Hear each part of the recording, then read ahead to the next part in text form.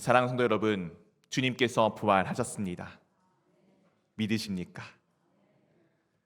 우리가 부활하신 주님을 믿고 살아간다는 것은 정말 너무나도 중요한 이야기입니다. 세상에 수많은 것들이 우리 귓가에 들리더라도 우리가 믿을 것은 오직 예수 그리스도, 그리고 부활하신 주 예수 그리스도이심을 반드시 기억하며 나아가기를 원합니다. 예수님 분명히 하나님이시며 분명히 우리와 같은 사람이십니다. 그리고 분명히 그분은 십자가에 달리셔서 죽으셨고, 그리고 또한 분명히 장사되셨습니다. 그리고 놀랍게도 죽으신 지 3일 만에 또한 그 죽음을 이기시고 부활하셨습니다. 오늘 그분께서는 하나님 우편에 앉아 계시며 또한 이 모든 것이 완성되어질 그때에 반드시 우리 가운데 다시 오실 것입니다. 우리는 이것을 보고 듣고 믿으며 살아가는 주님의 자녀입니다. 사실 믿는다는 것은 참 어렵습니다. 쉬운 이야기가 아닙니다. 이성적인 이야기도 아닙니다. 이것은 그냥 하나님의 은혜입니다. 예수 그리스도가 누구인지를 안다는 것, 그분이 부활하심을 믿는다는 것은 우리가 이해할 수 있는 것이 아닌, 그것은 우리에게 부어진 은혜입니다. 오늘 그 은혜를 나누기를 원합니다.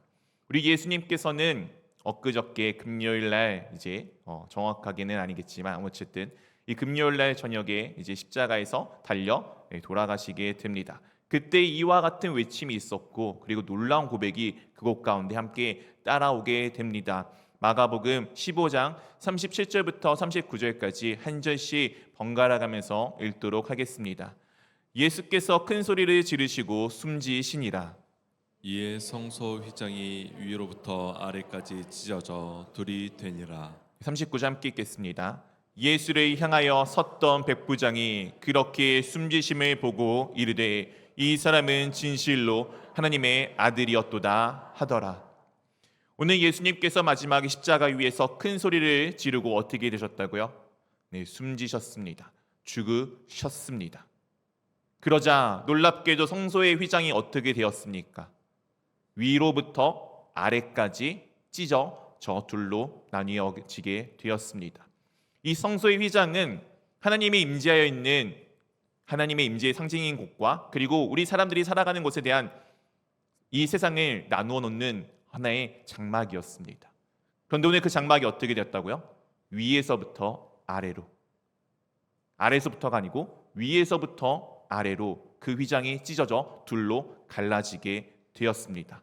예수 그리스도가 숨지시자, 예수 그리스도가 십자가 위에서 죽으시자, 오늘 주님께서는 하나님과 우리가 단절되어 있던, 휘장으로 가려져 있던 그 단절됨을 자신의 몸을 찢으심으로, 자신의 죽으심으로 그것을 우리 가운데 가르시고 그 길을 여셨습니다.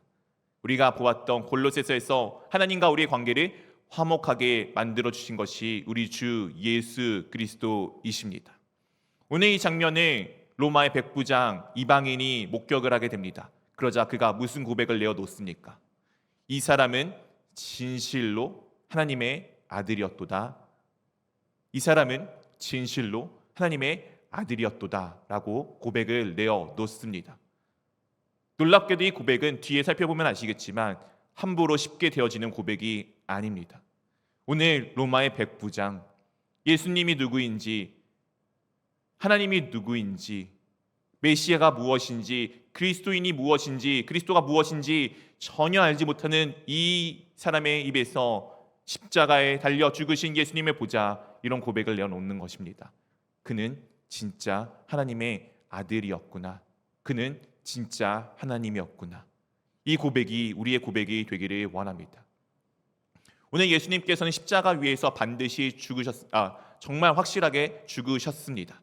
그것을 우리 가운데 보여주는 것이, 확증해 주는 것이 46절부터 47절의 장사하는 모습으로 이렇게 우리 가운데 담겨져 있습니다. 우리 한 절씩 번갈아가면서 읽도록 하겠습니다.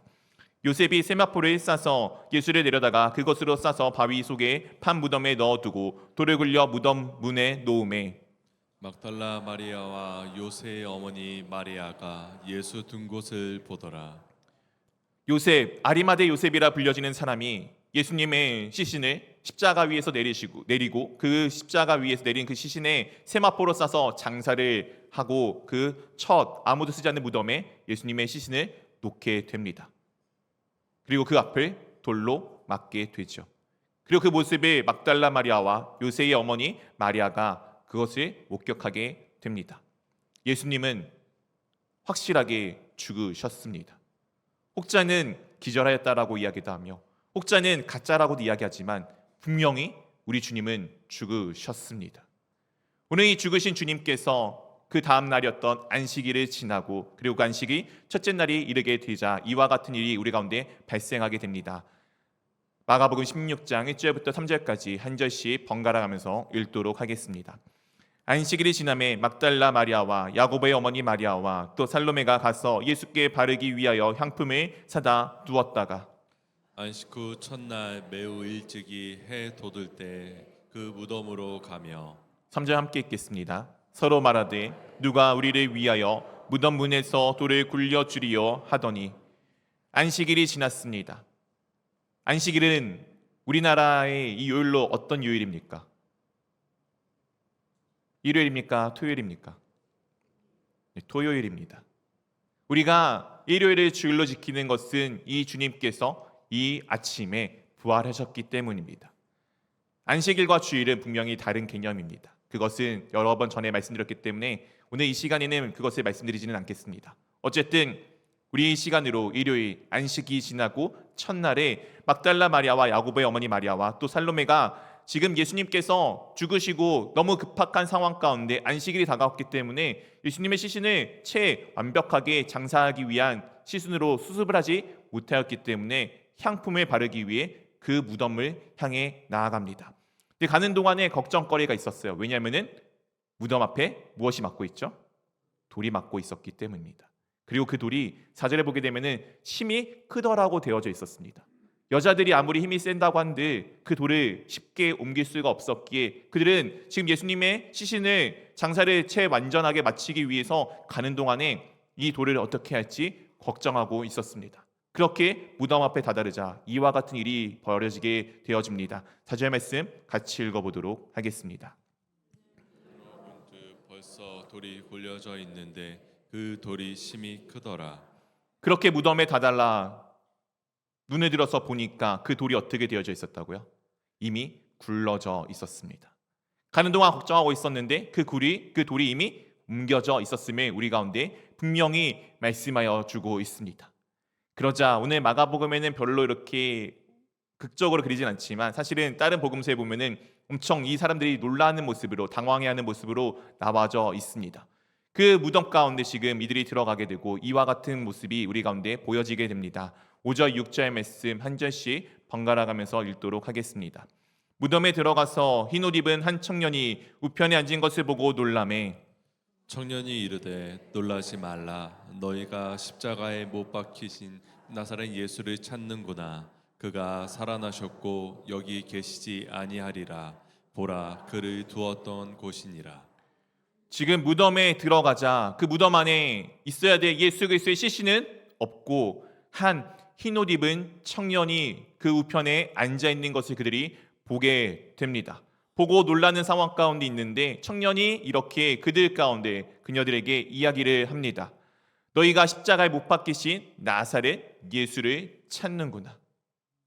나사렛 예수를 지금 너희가 찾고 있구나. 그리고 그에 대해서 예수님이 어떻게 됐다고 말씀해 주고 있습니까? 그가 살아나셨고 그가 살아나셨고 예수님께서 살아나셨음을 지금 이 여자들에게 전하여 주고 있습니다. 그리고 무엇하다고요? 여기 계시지 아니하니라. 그의 시신이 누워있던 곳을 보아하라. 그 시신이 지금 이곳 가운데 없다는 것을 그 여인들에게 이 흰옷 입은 청년이 분명히 밝히 보여주고 있습니다. 그리고 나서 이와 같은 내용이 또한 이어지게 됩니다. 7절 8절 말씀 우리 한 절씩 번갈아 가면서 읽도록 하겠습니다. 가서 그의 제자들과 베드로에게 이르기를 예수께서 너희보다 먼저 갈릴리로 가시나니 전에 너희에게 말씀하신 대로 너희가 거기서 배우리라 하라 하는지라. 여자들이 몹시 놀라 떨며 나와 무덤에서 도망하고 무서워하여 아무에게도 말하지 못하더라. 가서 지금 이 흰옷 입은 청년이 지금 이 무덤가에 찾아온 여인들에게 이야기합니다.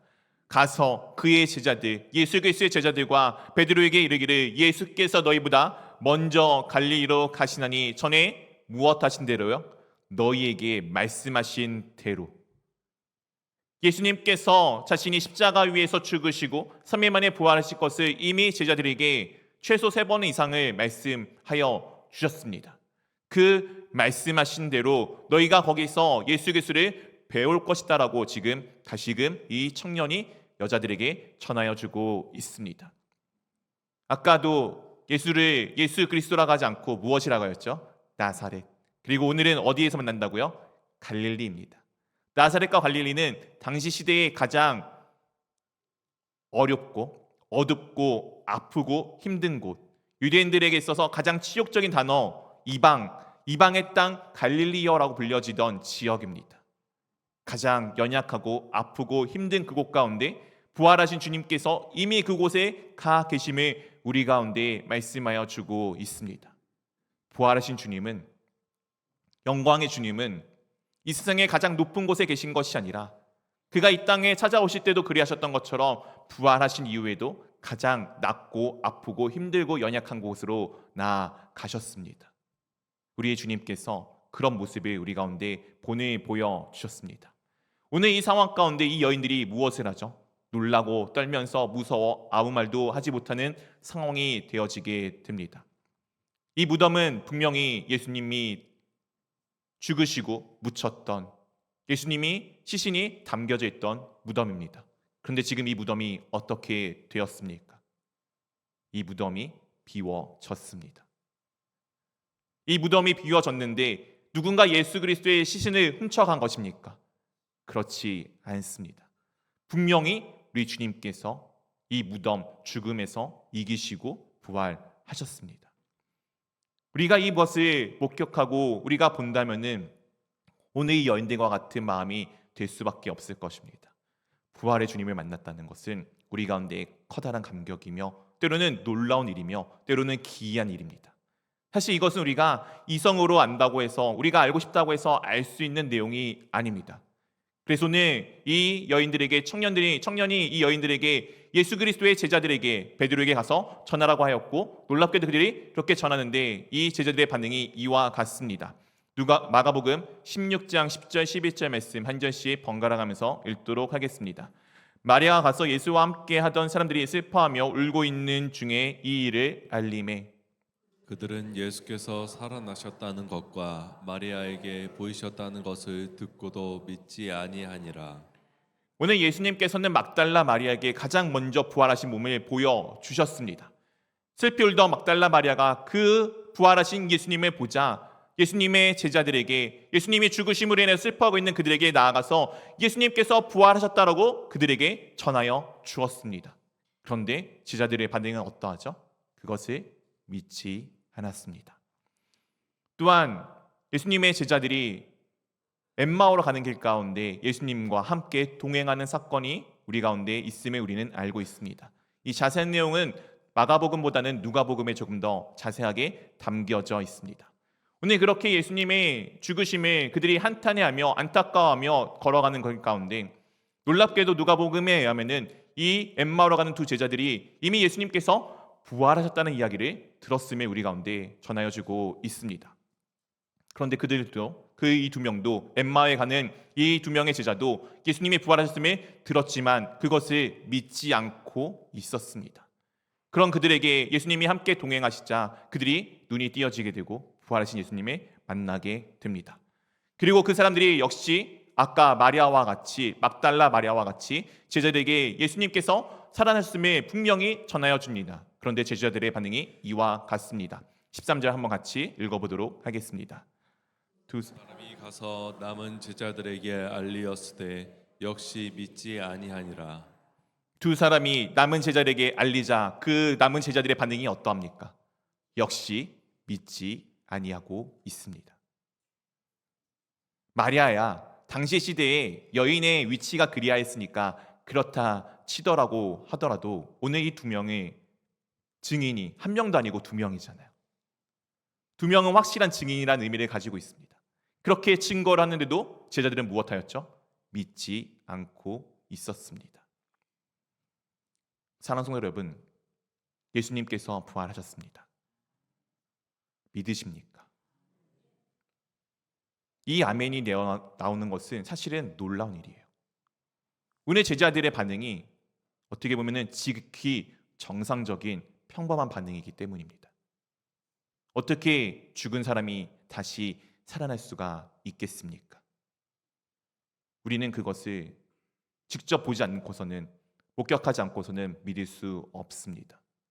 그런데 오늘 놀랍게도 우리는 그것을 직접 내 눈으로 보고 듣지 아니하였는데, 우리는 이 예수님의 제자들과 같이 그 이야기를 들었을 뿐인데, 복음을 들었을 뿐인데 우리는 믿지 않습니까?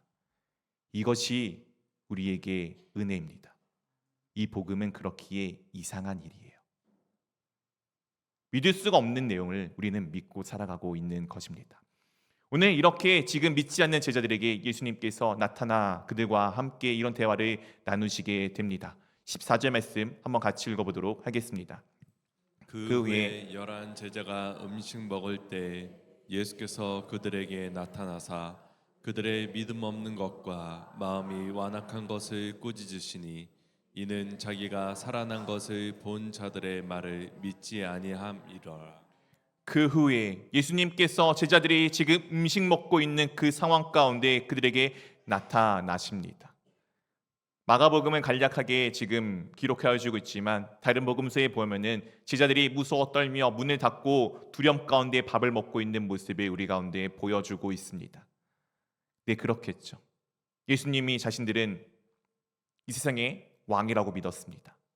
이 왕을 통해서 자신들이 이 세상의 한 자리를, 한 권력을 누릴 거라 여겼는데, 그렇게 믿던 그 존재가 자신들 눈앞에서 이 세상의 권력 앞에 허무하게, 가장 비참하게, 처참하게 죽어버렸습니다.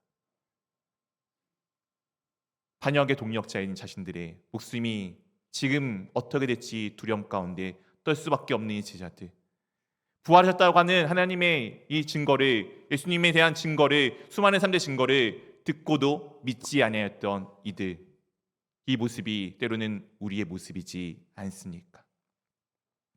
그 두려움 가운데 떨고 있는 그들에게 예수님께서 나타나셔서 그들에게 말씀하여 주십니다. 제자들의 믿음 없는 것과 그들의 마음에 완악한 것을 꾸짖어 주셨습니다. 주님께서 우리 가운데 나타나사 이렇게 때로는 우리를 꾸짖으실 때가 있습니다. 그때 그들을 꾸짖으시는 이유가 무엇입니까? 이는 자기가 살아나 본 것을, 본 자들의 말을 믿지 아니하였기 때문입니다. 주님을 믿으십니까? 예수 그리스도를 믿으십니까? 이것이 우리 가운데 있어서 전부입니다. 나머지는 그 다음의 문제입니다. 우리 모두가 예수 그리스도를 믿는 삶들을 살아내기를 원합니다. 오늘 이 제자들, 믿지 아니했던 제자들에게 그런데 예수님께서 무엇을 전하여 주시느냐? 꾸짖음에 끝나는 것이 아니라 이와 같은 것을 그들에게 말씀하여 주십니다. 15절 16절 말씀 한 절씩 번갈아 가면서 읽도록 하겠습니다. 또 이르시되 너희는 온 천에 다니며 만민에게 복음을 전하라. 믿고 침례를 받는 사람은 구원을 얻을 것이요 믿지 않는 사람은 정죄를 받으리라. 오늘 믿지 아니하였던 제자들에게 주님께서 나타나시고 꾸짖으신 다음에 너희들은 안 되겠어, 너희들은 정말 답이 없구나 라고 버리신 것이 아니라 그들에게 무엇이라 말씀하시죠? 또 이르시되 너희는, 예수님의 제자들에게 온 천하에 다니며 만민에게 무엇을 전하라고요? 복음을 전파하라고 말씀하여 주십니다. 답이 없는 이 제자들에게 예수님께서 그들을 버리시는 것이 아니라 그들을 들어 쓰셔서 예수님의 복음을 전할 수 있는 사람들로 바꿔주심을 우리 가운데 분명히 밝히 보여주십니다. 그때 세상의 사람들은 두 가지 반응을 보이게 될 것입니다. 하나는 믿는 사람들, 하나는 믿지 않는 사람들입니다. 믿는 사람들은 어떻게 된다고요? 믿고 침례를 받는 사람들은 구원을 받습니다. 그러나 믿지 않는 사람들은 어떻게 된다고요? 정죄를 받습니다. 복음을 전할 때 이 사람이 받아들이기를 기도하는 마음으로 우리가 전해야 되는 것 맞습니다. 그런데 그 받아들이는 것은 그 자신의 몫이에요. 받으면은 구원을 받고, 믿으면 구원을 받고, 복음을 듣고 믿지 아니하면은 그는 정죄를 받게 됩니다. 우리 사랑하는 성도 여러분, 여러분들 지금 어느 위치에 계십니까? 믿는 믿음의 자리 가운데 서 계십니까? 아니면은 지금도 믿지 아니하는 정죄 자리 가운데 서 계십니까? 원하기는 복음을 모두 다 듣고 믿는 자리에 서 있기를 원합니다. 그리하여 구원받은 사람들이 살아내기를 원합니다. 오늘 이 구원받은 사람들에게 주님께서 수많은 표적이 있을 것이다라고, 죽음의 권세가 너희를 이기지 못하는 표적이 있을 것이다라고 말씀하여 주시고 이와 같은 모습을 우리 가운데 보여주십니다. 19절 20절 말씀 한 절씩 번갈아 가면서 읽도록 하겠습니다. 주 예수께서 말씀을 마치신 후에 하늘로 올려지사 하나님 우편에 앉으시니라. 제자들이 나가 두루 전파할세 주께서 함께 역사하사 그 따르는 표적으로 말씀을 확실히 증언하시니라. 주 예수께서 말씀을 마치신 후에 어디 계십니까? 하늘로 올려지셨습니다. 승천하셨다라고 우리가 보통 표현하죠. 그리고 지금 어디 계십니까? 하나님 우편에 앉아 계십니다. 예수님은, 우리 주 예수 그리스도는 이 교회의 무엇입니까? 머리이십니다. 우리는 무엇이죠? 그 교회의 몸입니다. 혹시 지금 머리와 몸이 따로 떨어져 계신 분 계십니까? 아무도 없으시죠? 우리는 다 몸과 머리가 붙어 있습니다. 우리의 머리가 지금 어디 있다고요? 하나님 우편에 앉아 계십니다. 우리의 머리이신 예수 그리스도가 하나님 우편에 앉아 계시다는 것은 하나님 나라에 계심을 보여주는 것입니다. 그럼 몸인 우리는 어디 있는 겁니까? 하나님 나라에 있습니다. 그것을 믿으시기를 바랍니다. 오늘 제자들이 그 상황 가운데, 믿지 아니했던 제자들이 예수님이 하나님 우편에 앉아 계심을 보고 내가 하나님 나라에 속한 것임을 보아 듣고 깨닫자 그들이 무엇을 하게 됩니까? 예수님께서 말씀하신 그대로 나아가 복음을 전파하게 됩니다. 그때 이런 일이 벌어지게 됩니다. 주께서 함께 역사하사. 복음을 전파하는 것은 제자들이지만 이 복음을 전파하는 그 능력 가운데 그 모든 상황을 열어주시는 것은 제자들이 아니라 우리 주님께서 그들과 함께 하심으로 그들의 원동력이 되어주시고 그들의 힘이 되어 주십니다. 그리고 놀랍게도 그 모든 것 가운데 따르는 표적이 있습니다. 이 표적이 무엇을 우리 가운데 확실하게 증언하기 위함입니까? 말씀입니다. 표적, 우리가 앞에 보아 있는 여러 가지 표적들을 보았을 때 우리가 때로는 이 표적을 이렇게 여길 때가 있습니다. 뱀의 독을 먹을지라도, 바로 앞에 있는 말씀처럼 내가 죽지 않는다라고 말씀하셨기에 내가 진짜 뱀을 독을 먹어보는 겁니다. 이게 표적이 아니에요. 진짜 표적은 무엇이냐? 말씀이 확실히 증언되는 것입니다. 우리 가운데 때로는 표적을 그렇게 구해요. 무언가 아픈 부분이 낫기를 원하며 무언가 문제가 해결되기를 원합니다. 그것이 우리 가운데 표적일 수 있지만 진짜 표적은 무엇이냐? 말씀이 이루어지는 것입니다. 그렇게 우리가 구할 것은 말씀입니다. 아까 광고 시간에 말씀드렸습니다. 내일부터 4월 1일입니다. 한 주간 여러 가지 사정으로 인해서 각 가정에서 예배 드릴 텐데 이 한 주간부터 첫 주간부터 말씀 읽음을 반드시 시작하십시오. 그 말씀이 내 삶 가운데 전부인 것처럼 붙들고 반드시 하루에 몇 장 되지 않습니다. 읽어내십시오. 말씀이 내 삶 가운데 확실한 증거가 되어짐을 경험해 보십시오. 하나님의 말씀이 이루어짐을 우리 가운데 분명히 증거를 찾으시는 이 한 주가 되기를 원합니다. 부활하신 주님이 우리 가운데 보여주신 것 무엇입니까? 말씀이 이루어짐을 보여주셨습니다. 우리도 주 예수 그리스도 안에 살아가는 자로, 믿는 자로 그 말씀이 우리 가운데 이루어짐을 경험하는 이 한 주, 정말 주님의 말씀을 붙들고 살아가는 한 주, 주님의 말씀만을 따라가는 이 한 주가 될 수 있기를 주님의 이름으로 축원드립니다.